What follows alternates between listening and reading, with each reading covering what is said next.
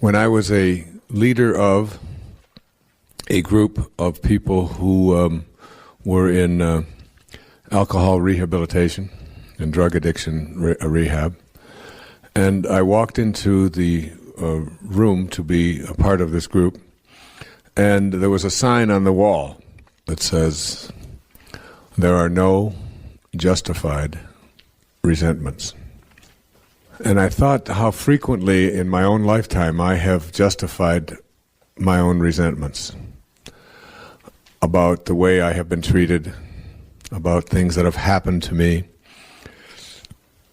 about the way I have viewed other people's behavior and putting the attention on myself and so on.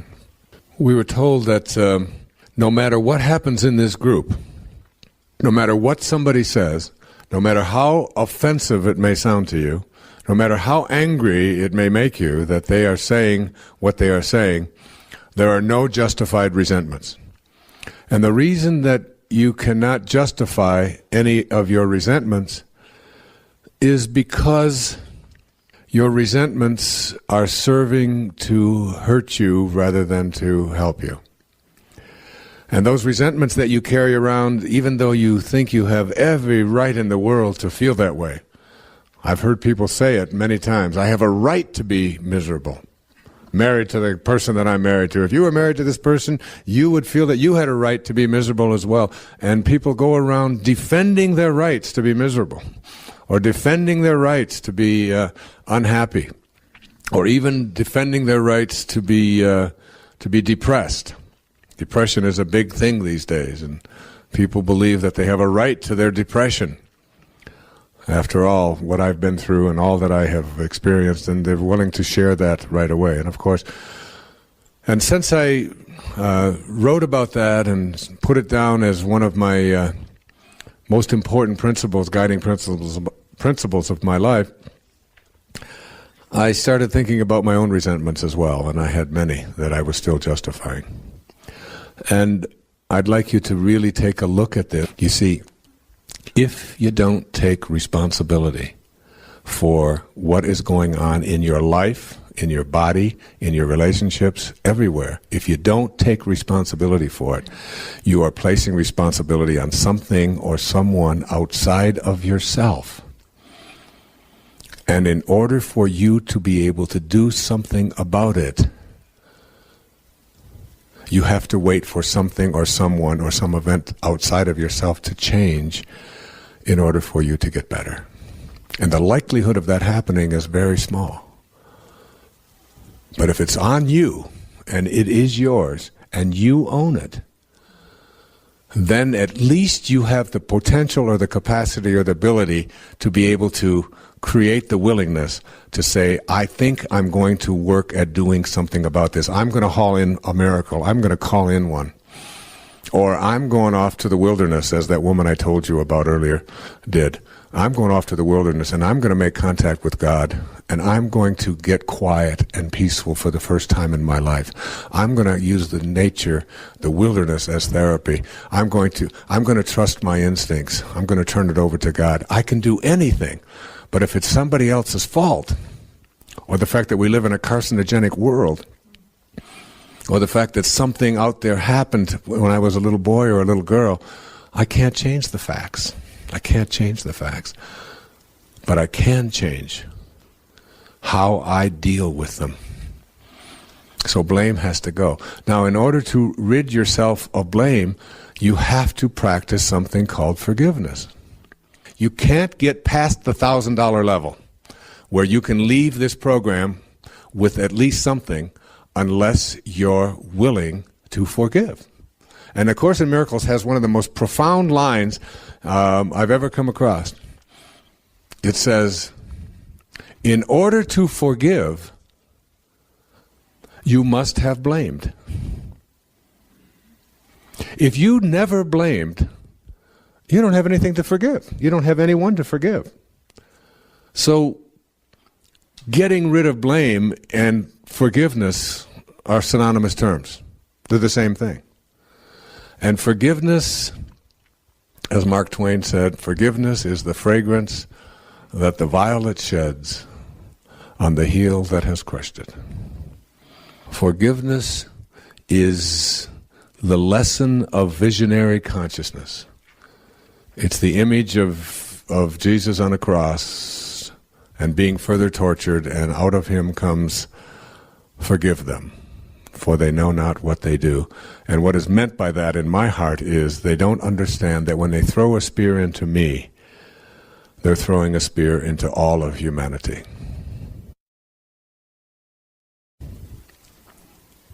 Because Jesus was not one who spoke of the flesh. He spoke of the oneness, the connectedness of all of us, excluded no one. And always remember that as you practice being Christ-like. There is no one to exclude, no one. Not in the kingdom of heaven. There is a stillness in you that cannot be disturbed, a place untouched by fear, unshaken by chaos, and immune to the noise of the world. It has no name, yet it knows everything. It has no shape, yet it holds the shape of your peace. It is not your mind, for your mind is loud. It is not your emotions, for your emotions are waves. It is not your body, for the body withers and bends to time. It is the part of you that watches quietly, lovingly, unmoved. And in that watching, there is power. We spend most of our lives reacting to what was said, to what wasn't said, to the look someone gave, to the news flashing across our screens, to the stories we carry like old, worn clothes, too heavy to wear, but too familiar to take off.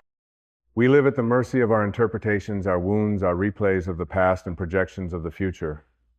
We live, but we do not watch. We act, but we do not see.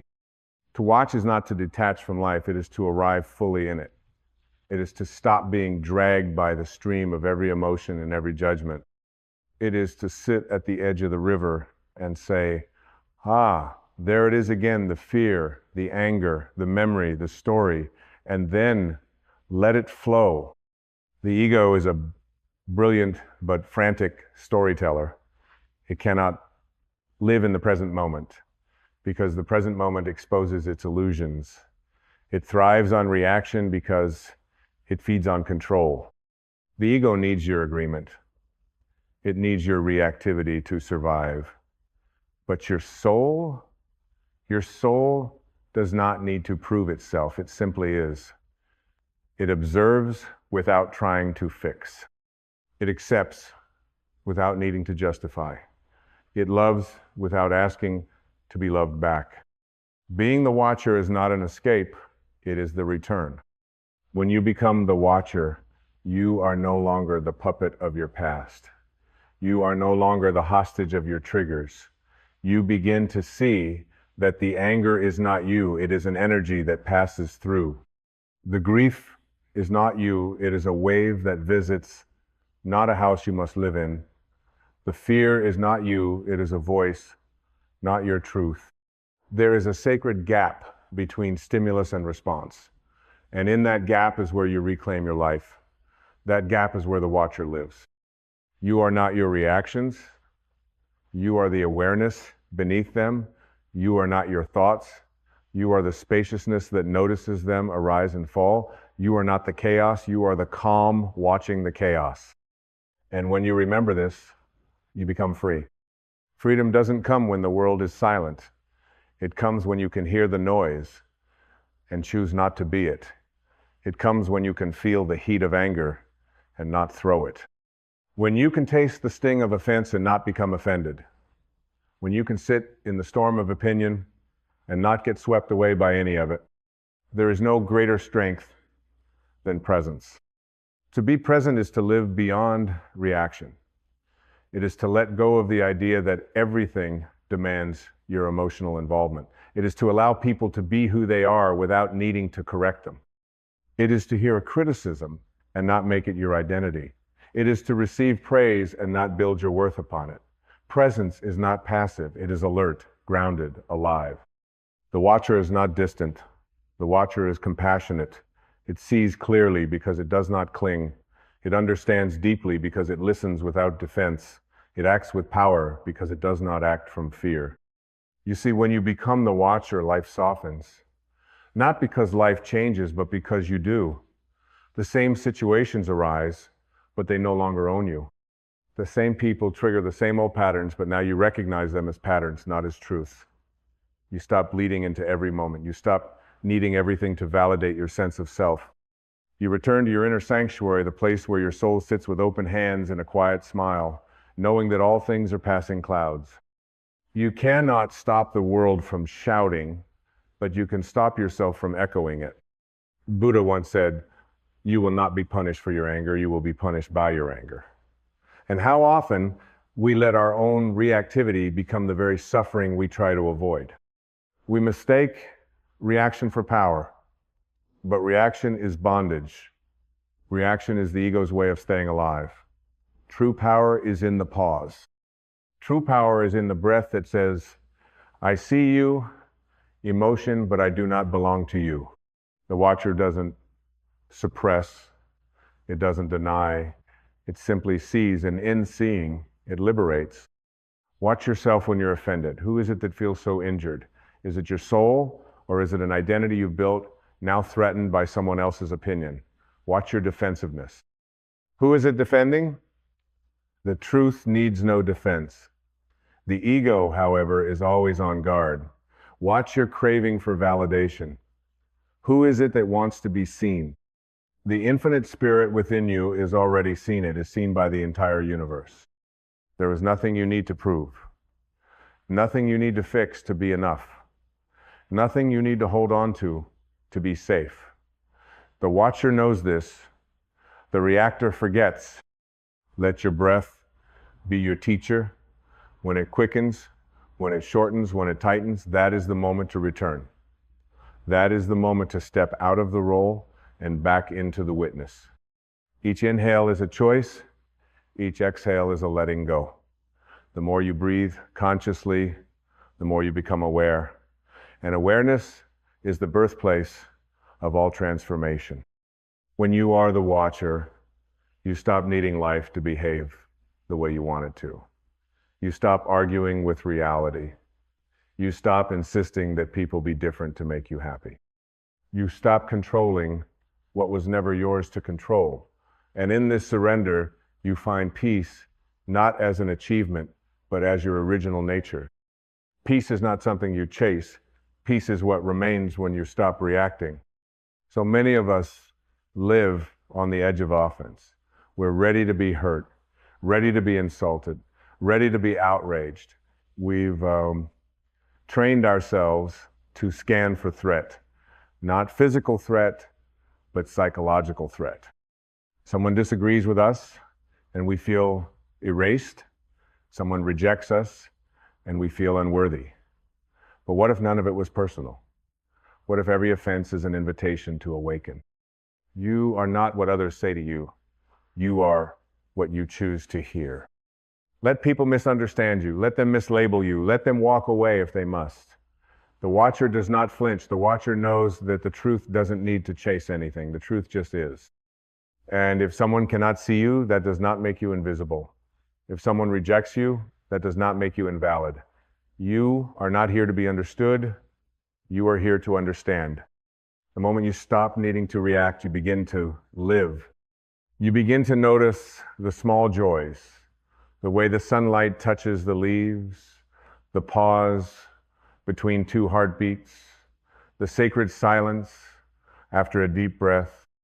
These are the spaces where the divine speaks, but you must be still enough to hear.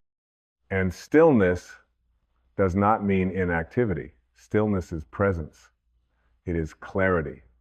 It is the quiet power of a soul unbothered by the noise. You have nothing to defend, no argument to win, no ego to preserve. You have only the opportunity in every moment to return to the watcher within. So next time you feel the rise of reaction, pause, breathe, watch. You are not the storm. You are the sky. The sky does not tremble when clouds pass through it. It does not cling to the rain or resist the lightning. It allows it witnesses, it remains, and so must you. Your true self, the eternal witness, has never been broken, never been threatened, never been less than whole. It is only the ego that flinches, that crumbles, that begs for validation in the eyes of others. The soul simply watches and waits, knowing the truth is never in the noise. Every time you choose to observe rather than react, you are retraining your consciousness. You are shifting the gravity of your identity from the external to the internal, from fear to love, from protection to presence. You become like the ocean, watching its own waves rise and fall, but never mistaking the waves for its essence. The turbulence no longer defines you. The stillness beneath becomes your home. There is a moment, brief but sacred, when awareness interrupts a habit. That moment is a portal to liberation. A chance to say, I see it, I've been here before, but this time I choose differently. And in that subtle shift, your entire life begins to change. Not because the world softens, but because you no longer harden in its presence. You stop armoring up every time someone looks at you the wrong way. You stop bracing for judgment. You begin to live unclenched, wide open, deeply rooted, and profoundly present. And isn't that what true power is? To be unshakable, not because you dominate, but because you no longer need to defend. To be calm in the midst of fire. To be kind without condition. To be aware of the storm and yet centered in your stillness. This is the life of the awakened. Not free of conflict, but free of entanglement. Not void of feeling, but void of control by those feelings. When you stop reacting, you begin seeing. You see the other person not as an enemy, but as a mirror. You see your anger not as a truth, but as a message. You see your triggers as teachers. You see life not as a series of attacks, but as a series of invitations to evolve. You begin to understand that everything that once made you flinch is here to make you free. The reactive self is a prisoner of the past. It is stitched together by old wounds, unconscious stories, and inherited beliefs. It's constantly trying to protect something, a fragile image, a constructed identity, a false sense of self. But the watcher knows there is nothing to protect because the soul is not a character. The soul cannot be injured by opinion, it cannot be destroyed by loss, it cannot be undone by time. You are not your conditioning, you are not your defense mechanisms, you are not the fight or flight impulse that flares up when things don't go your way. You are the one who sees it all. And in seeing it all, you are no longer owned by any of it. Have you ever felt the weight of a reaction coming, the anger bubbling, the heart racing, the story forming, and then you paused, you breathed, you watched, and just like that, the charge softened. That is presence. That is awakening. That is what it means to remember yourself in the heat of forgetting. It's not about never feeling triggered. It's about no longer being tricked into believing those triggers define you.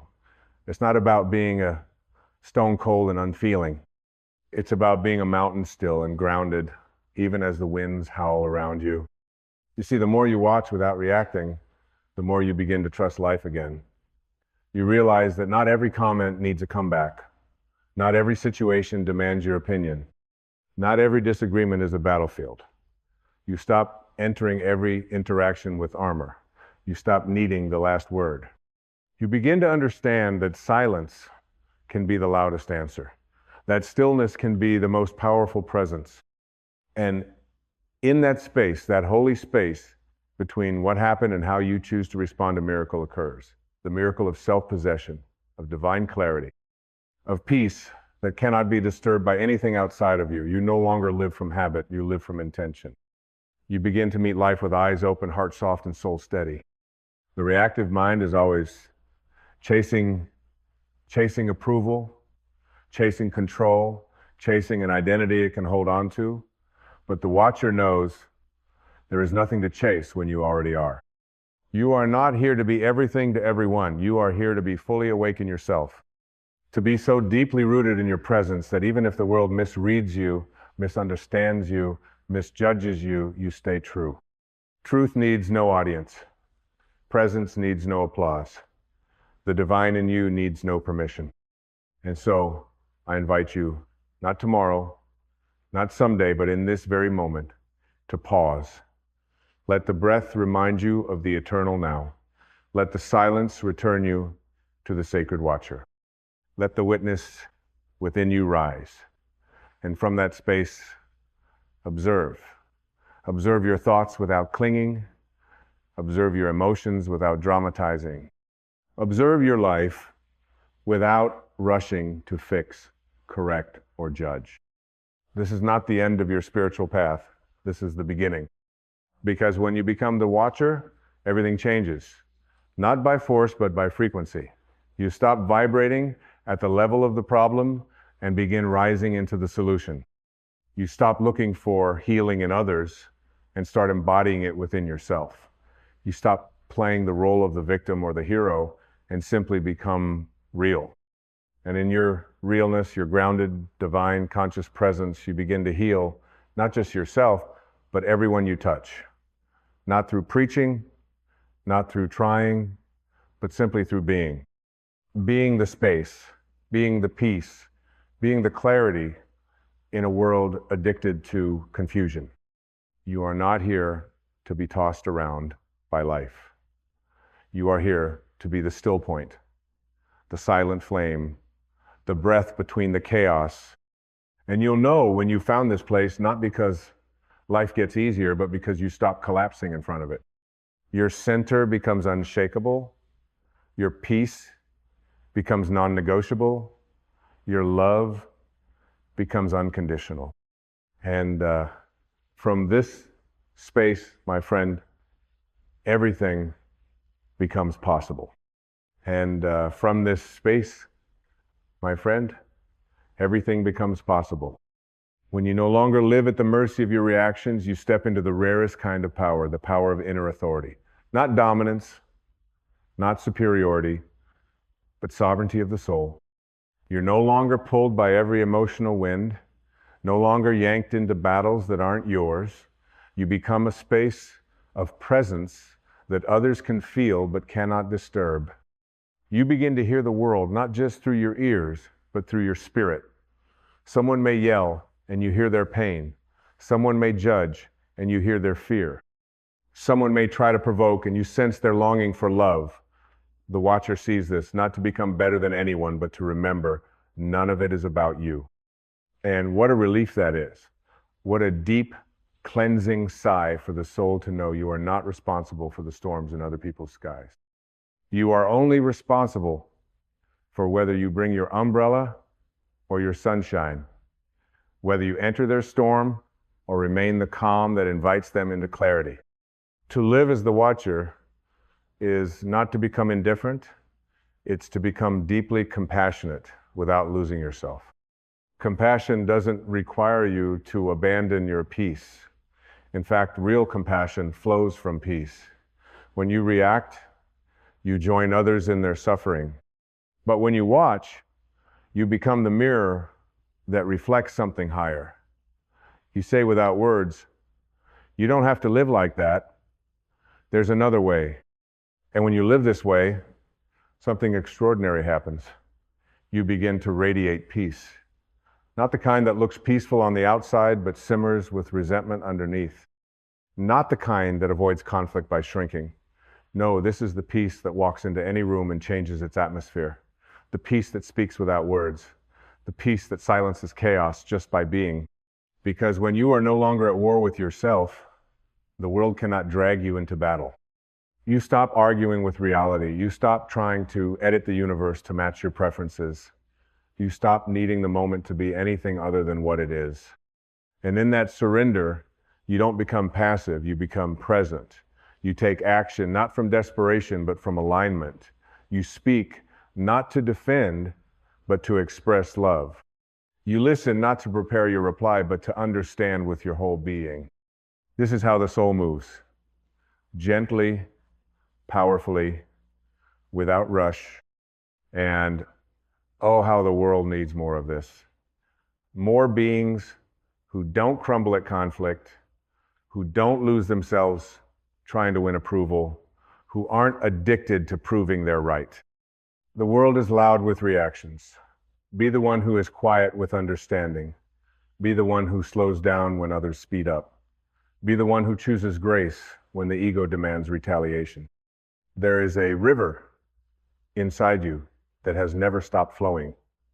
Even when you were tangled in your thoughts, even when you believed the voice of fear, even when you reacted with anger, shame, or pride, that river was always there, steady, ancient, divine. It is your true nature.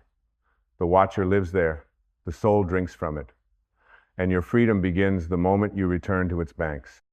So when you feel yourself being pulled into the story, the fight, the trigger, the need to explain, the craving to be seen, pause. Let the breath return you. Let your awareness remind you. Let the watcher reclaim the moment, because life isn't about avoiding the waves, it's about learning to surf them with awareness. It's about realizing that no matter what chaos dances across the surface, the depths of who you are remain unmoved. That is your home. That is your truth. That is the part of you that has never been hurt, never been lost, never been less than divine. And when you live from that place, when your identity is rooted not in ego but in soul, then your presence becomes medicine. You don't have to fix everyone. You don't have to save the world. You don't even have to change anyone's mind. Just be what you are when you're not reacting. Light, calm, truth, stillness. That is enough. More than enough. That is the invitation you offer the world. Come sit with me in this silence and remember who you are. And if they do, beautiful. And if they don't, you continue walking, not in pride, not in bitterness, but in peace. Because the watcher walks with grace. And grace, my friend, is the only power that doesn't need to shout. The watcher walks with grace, not because it is immune to pain, but because it no longer mistakes pain for identity. It has learned the sacred art of presence, not as a performance, but as a remembrance. To watch is to love without possession, to listen without preparing to speak, to live without the weight of needing everything to be different in order to be okay. And when you live like this, when you truly become the watcher, the need to be understood falls away.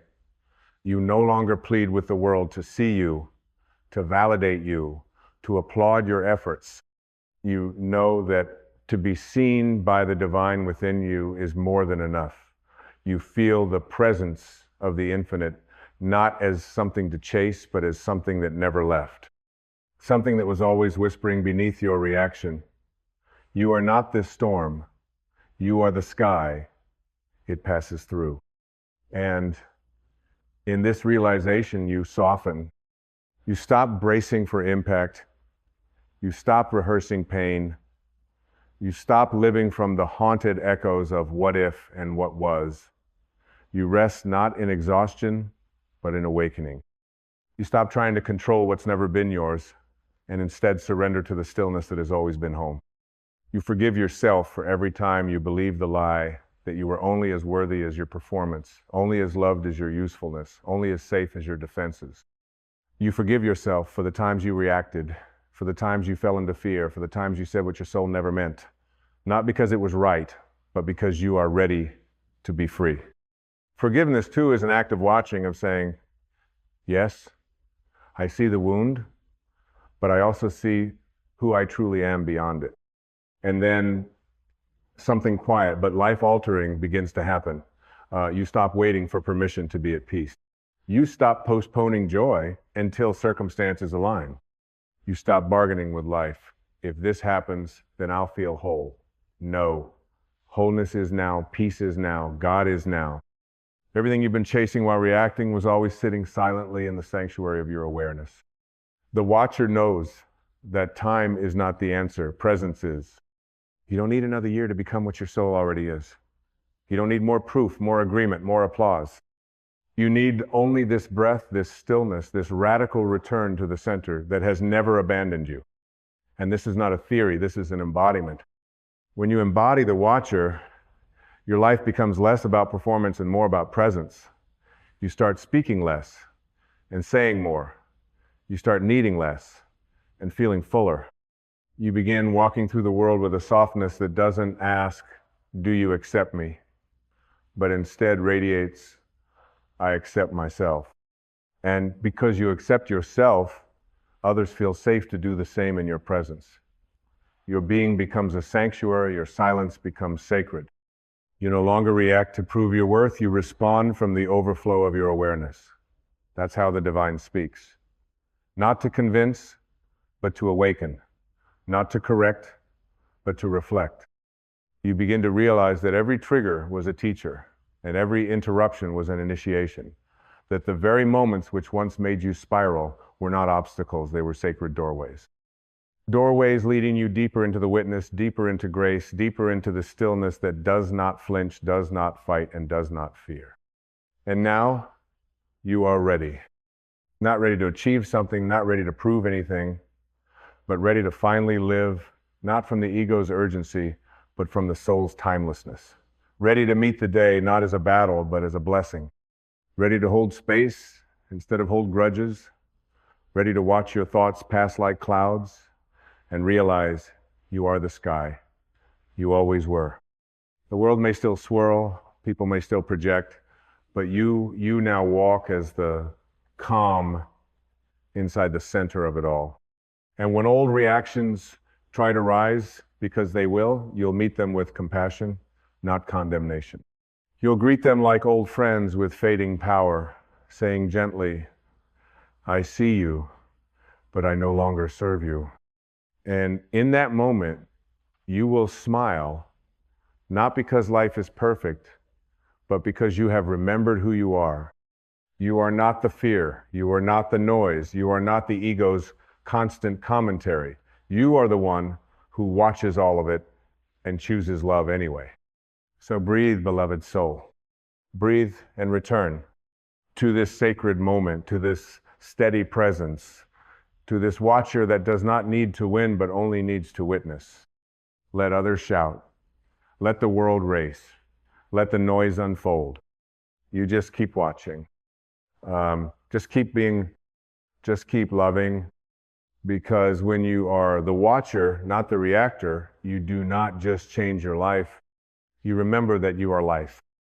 And life, in its truest form, does not react. It flows. It trusts. It shines. And so do you. There is a truth that echoes beneath the noise of this world. It is not loud. It does not beg for attention.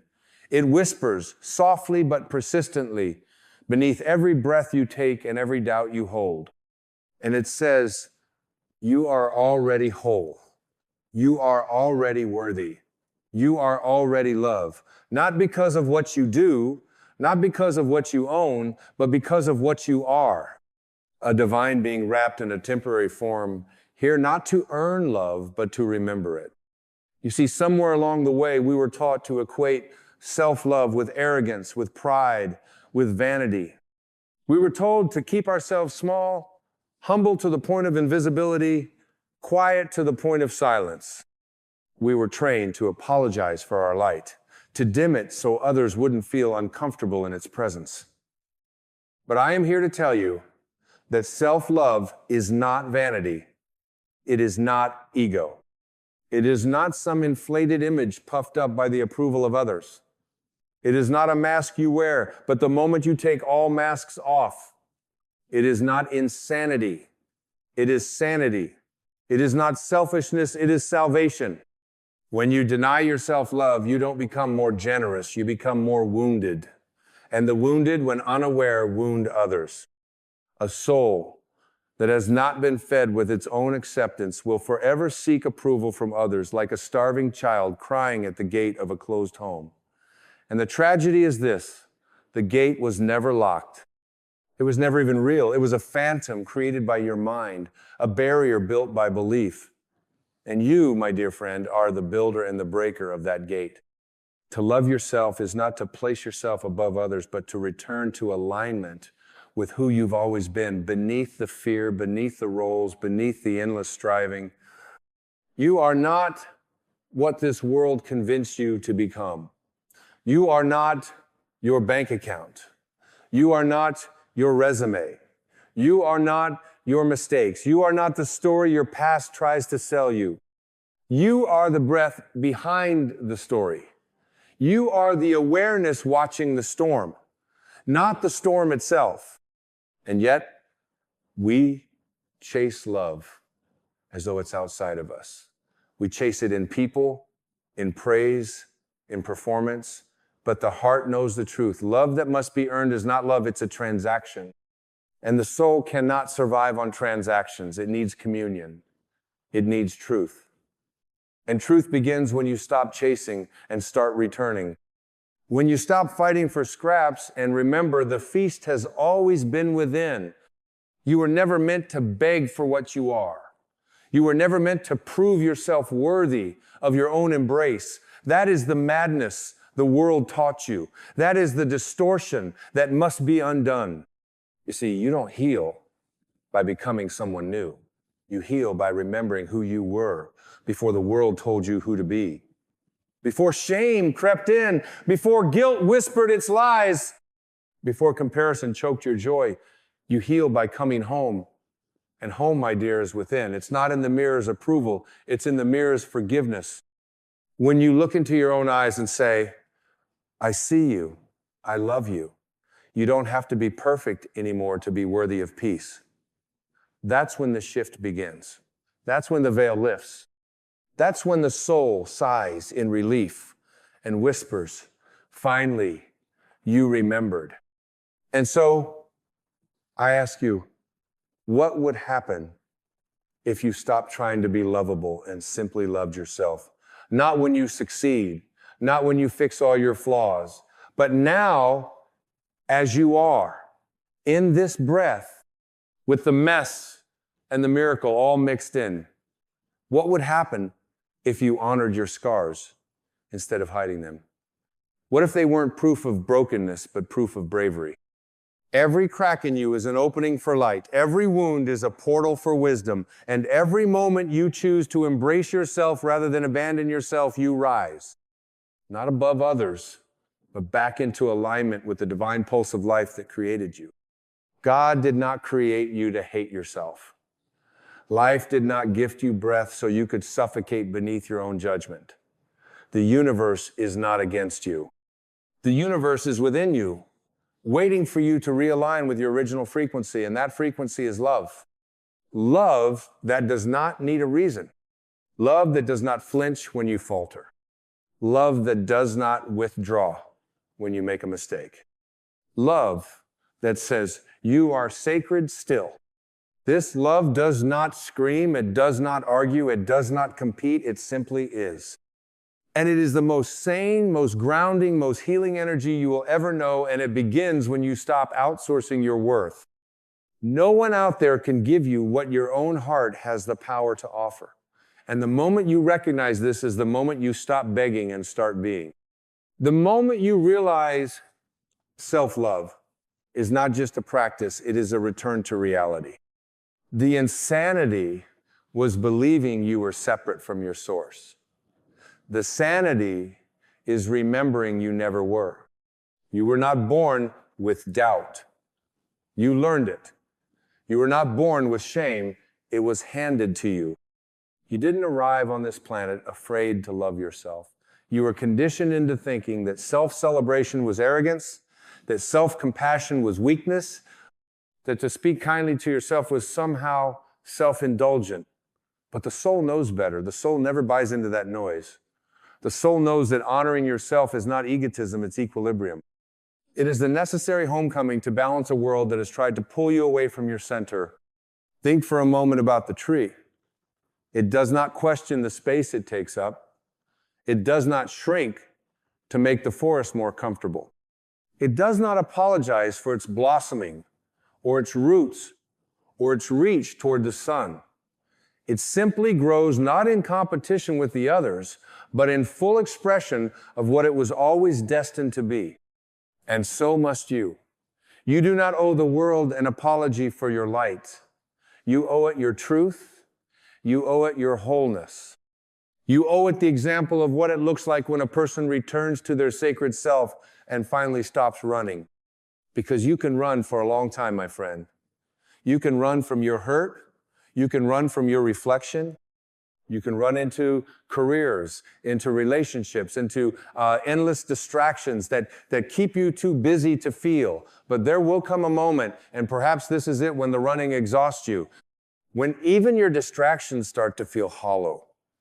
When the version of you that you built to survive no longer fits the version of you that is ready to live.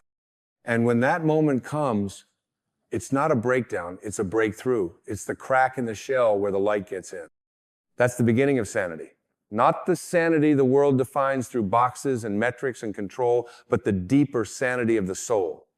The sanity of remembrance, of clarity, of sacred stillness. The sanity that arises when you no longer try to earn your right to exist, but simply breathe in your own being as enough. And it is enough. You are enough. The caterpillar does not earn the right to become the butterfly. It simply surrenders to the process. It goes into the cocoon, it dissolves, it dies to the old form, and emerges in newness. What looks like death to the outside world is actually transformation. And perhaps what feels like crumbling within you is simply the old architecture falling away so the divine blueprint of your soul can be rebuilt, not in shame, but in love. That's what self-love does. It rebuilds you from the inside out.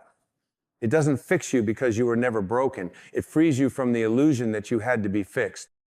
It invites you to sit in your own silence, to touch the parts of you you've abandoned, and to say to them, you are safe now. I am here. I'm not going to leave myself again. Imagine the power of that. Imagine being the sanctuary you've always sought. Imagine walking through the world not looking to be validated, but to express truth. Not needing to prove anything, but simply to be a living, breathing embodiment of love itself. That is not ego. That is presence. That is your birthright. But this path isn't loud. It doesn't shout for recognition. It's not about performance. It's about depth. And depth requires courage. It takes a sacred kind of bravery to look at yourself unfiltered, unguarded, and to still choose love, to still choose forgiveness, to still say, even here, even now, especially now, I love you. You can't fake that. You can't manufacture it through affirmations alone. You must feel it. You must return to the inner child who once wondered if they were too much or not enough, and whisper, you were never too much, and you were never not enough. You were always exactly who you were meant to be. This is the kind of love that liberates. It's the kind that doesn't depend on your past, your performance, or your popularity. It is the love that sees through the masks, through the defenses, through the survival patterns, and still says yes, still stays, still believes. And that, my friend, is sanity. True sanity is alignment. It is when your thoughts, your feelings, and your actions all stem from love, not fear. When your life is no longer a reaction to pain, but a creation from peace. When your value is no longer negotiable. Because you've made peace with the one person who was always the gatekeeper. You. You cannot pour from an empty vessel. You cannot serve the world by diminishing yourself. Your presence, when rooted in truth, is a gift. Your joy is medicine. Your boundaries are wisdom. Your radiance is not a threat. It is a permission slip to others who've forgotten how to shine. But that light must be turned inward first. That love must be born in the quiet places of your heart, where no one is watching and no one is clapping. That's where the real work happens. That's where transformation takes root. And when it does, when you begin to choose love over loathing, kindness over criticism, and stillness over striving, you become a lighthouse. Not a lifeboat, not a rescuer, but a lighthouse. Simply standing in your truth, shining from within and reminding others you can come home too. When you begin to love yourself truly and without condition, the world doesn't necessarily change, but the way you see it does. The same streets, the same people, the same circumstances all begin to soften through the lens of compassion you first extend to yourself. And in that shift, What once felt like chaos begins to feel like choreography. You start to understand that everything that hurt you was never meant to break you, it was meant to wake you. To invite you to become more intimate with the sacred truth you've ignored, that you are not lacking. You are learning. You are not falling behind. You are unfolding. Self-love is not a destination you reach with a checklist. It is not a mood, a trend, or a curated morning ritual. It is a radical, ongoing act of grace. It's how you treat yourself when no one is watching. It's the gentleness you offer your mind when it races. It's the forgiveness you extend when you falter. It's how you hold your own hand when the world turns cold. It's the whisper in the dark that says, even now, I will not abandon you. Because sanity, true spiritual sanity, is not about being calm all the time or having it all together. It is about returning again and again to the awareness that you are not the noise in your mind. You are the space it moves through. You are not the wound. You are the witness. You are not the pain. You are the presence that can hold it. And that shift, that inner knowing, brings peace, not because life becomes easier, but because you become anchored. And when you are anchored in self-love, life loses its power to control you. Other people's opinions may still be loud, but they no longer own you. Their approval no longer determines your peace. Their disapproval no longer dictates your worth. You realize that you were never created to be edited by external expectations. You were created to be whole. You were created to be free. And freedom begins when the shackles of self-rejection fall off. You start to live differently. You speak more softly to yourself. You stop waiting for perfection and begin to dance with your humanity. You stop proving and start breathing. You stop reaching for something more and begin embracing what already is. And from that place, a quiet confidence rises, not loud, not boastful, but rooted. The kind of confidence that doesn't need to announce itself. It simply exists, like a mountain, like the ocean, like the soul that no longer fears being seen.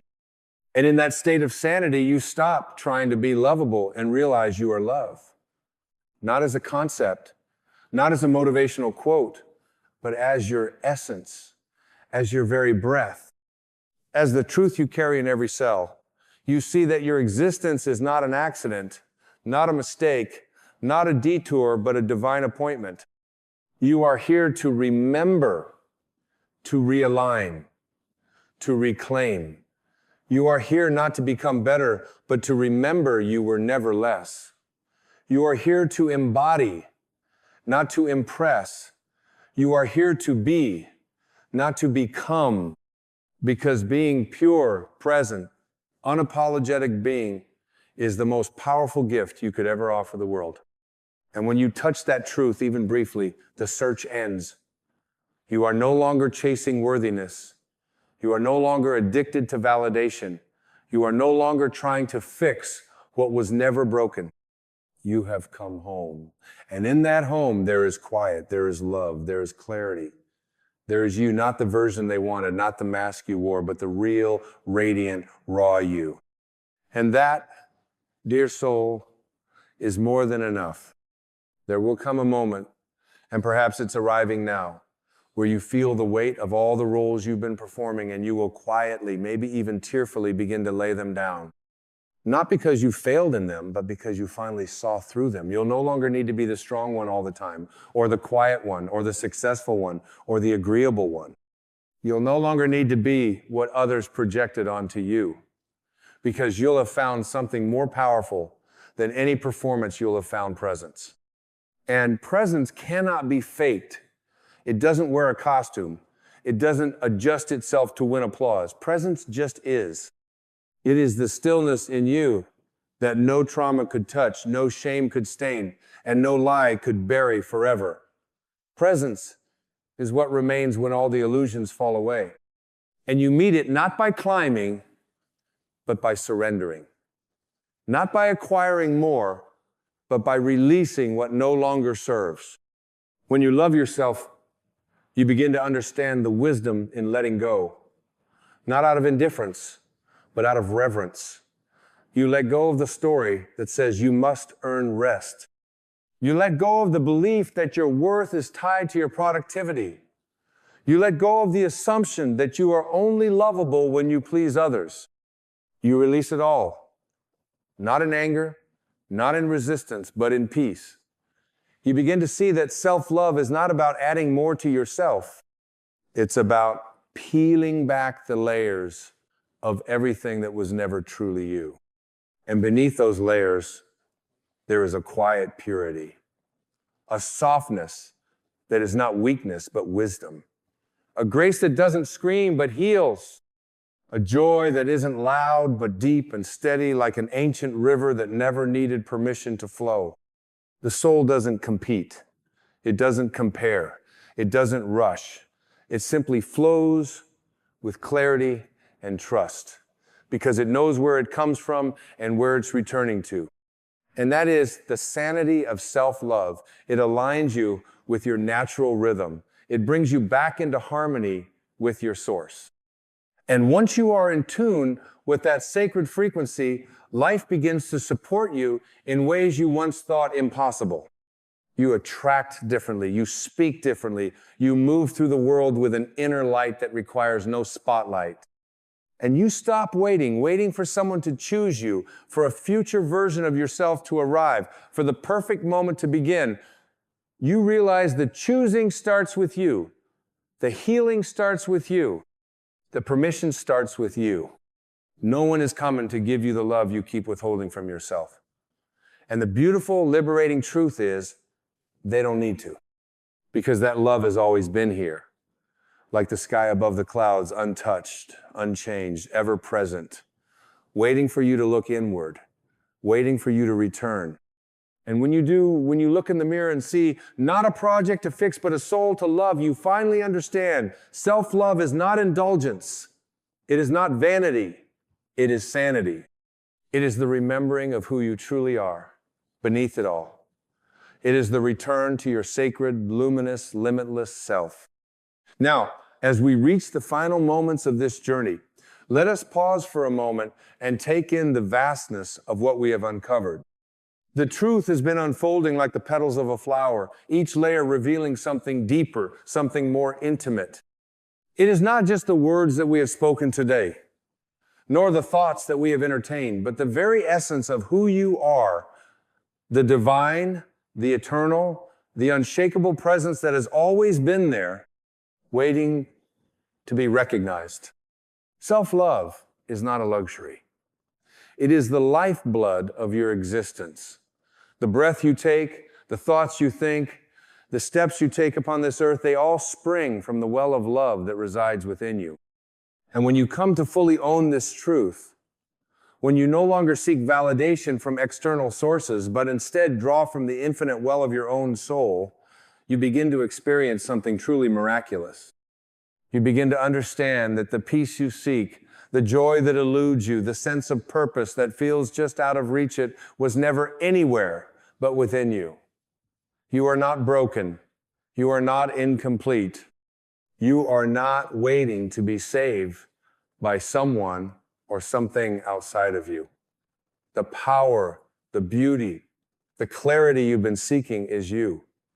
It has always been you. In this moment, feel the weight of this truth. It is not heavy, though it may feel overwhelming at first. It is the weight of your own divinity.